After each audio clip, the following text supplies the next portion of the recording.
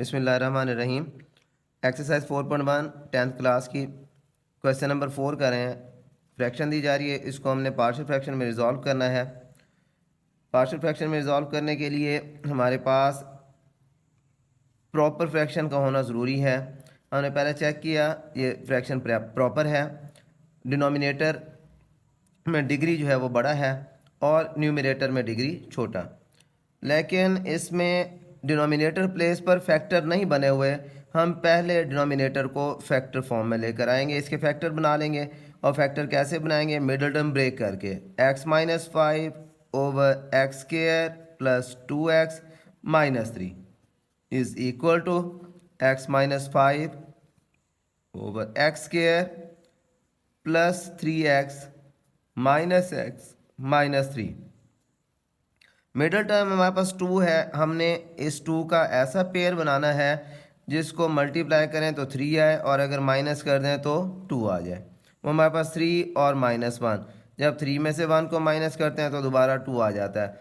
अब कॉमन लेते हैं, पहले पेयर में से x कॉमन है, x कॉमन लिया x प्लस 3, और दूसरे पेयर में कुछ भी कॉमन नहीं है, जहाँ कॉमन ना हो वहाँ पे 1 कॉमन लेते हैं, -1 इंटू एक्स प्लस 3। क्योंकि हमने माइनस कॉमन लिया था इसीलिए साइन चेंज होगी। अब x-5/x प्लस 3 इंटू x-1 ये हमारे फैक्टर बन गए। सपोज कर लेते हैं एक फ्रैक्शन बना लेते हैं a/x प्लस 3 और दूसरी फ्रैक्शन बना लेते हैं b/x-1। इसको हम नाम देते हैं इक्वेशन नंबर 1 का। अब एलसीएम से मल्टीप्लाई करेंगे, LCM x plus 3 into x-1 multiply by x-5/x plus 3 into x-1। फिर एलसीएम से मल्टीप्लाई करते हैं x plus 3 into x-1 multiply by a/x plus 3।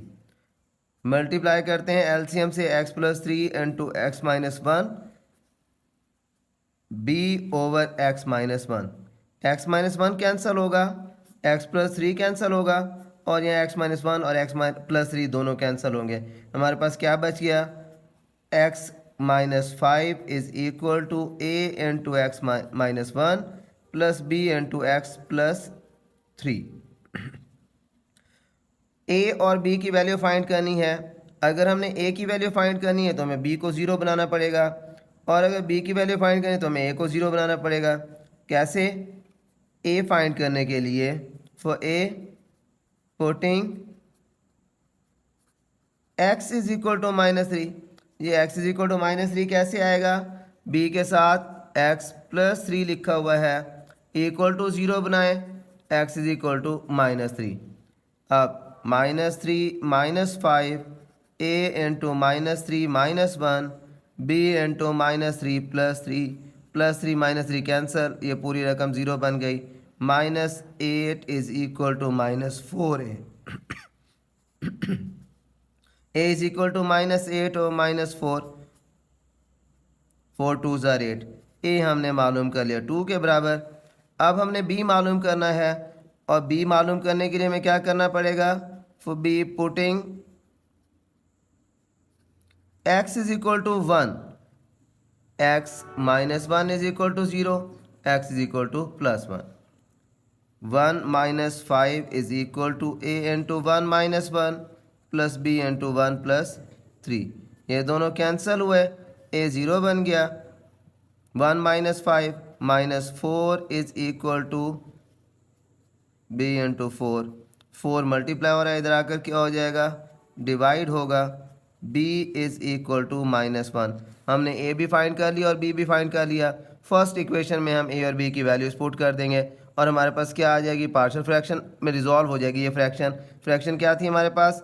x-5/x² plus 2x-3 is equal to a हमने क्या फाइंड किया है? a हमने फाइंड किया 2 के बराबर, 2/x प्लस 3 प्लस -1/x-1।